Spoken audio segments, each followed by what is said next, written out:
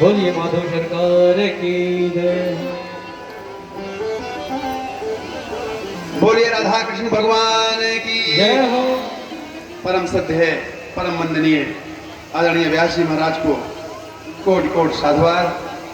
आपने अमृतमयी वाणी से उपस्थित जनमानस को अभिसिंचित किया और ये बड़े सौभाग्य की बात है कि आज मित्र की कथा सुनाई गई और मंच पर सुरेश भैया के मित्र ही समझ लीजिए उपस्थित हैं। मित्र तो वो होता है जो बिना कहे ही समझ ले सब कुछ। Listen and silence are two words, listen and silence are two words with same alphabet. Only a friend can listen when you are silent. केवल एक मित्र ही तुम्हें सुन सकता है जब आप चुप होते हैं। ऐसे हमारे बीच में आनंद पांडे जी परानुपुर श्रृंगेरपुर की धरती से उपस्थित हैं। आपका हृदय से स्वागत, वंदन, अभिनंदन है। आप हिंदू हृदय सम्राट हैं। एक बार जोरदार जय घोष करिए, बोलिए जय जय श्री राम। उनके साथ में परम श्रद्धेय भैया सज्जन पांडे जी और प्रिय भैया दिवाकर पांडे जी उपस्थित हैं। आपका इस धरती पर हृदय से स्वागत, वंदन, अभिनंदन है। आयोजक परिवार की तरफ से हृदय से स्वागत है। और हम चाहेंगे भैया आनंद पांडे जी से इस पुनीत पर्व पर दो शब्द व्यक्त करने की कृपा करें। परम आदरणीय भैया जी।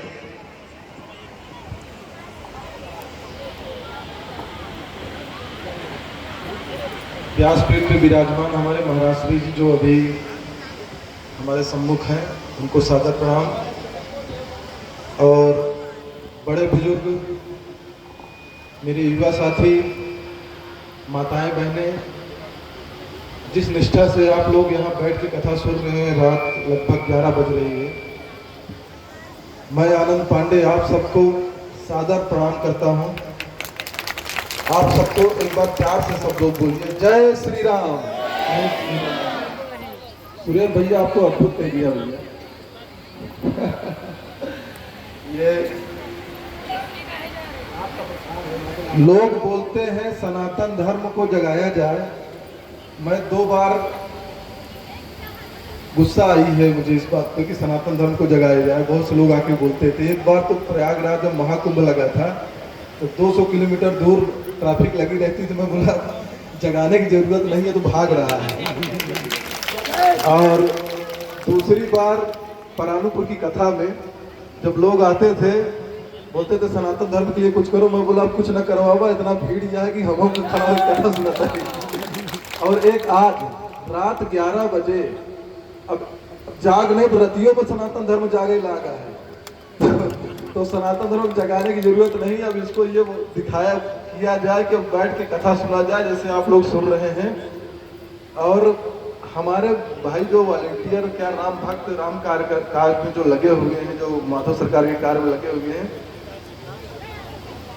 जो इनका अनुशासन जो है मैं देख रहा हूँ, ये जिस अनुशासन से अपने कार्य में लगे हुए हैं, ये हमारे प्राणपुर की कथा की याद दिला दे रही है। जैसे लोग वहाँ पे लाखों की भीड़ रहती थी, लेकिन लोग जो आते थे उनको अच्छे से बैठाना, उठाना, बातचीत करना, ये बहुत अच्छा लगा आपका। और 11 बजे रात को तो ये मैं फिर से बहुत बोलता हूँ, अद्भुत है, इसका कोई वर्णन नहीं किया जा सकता।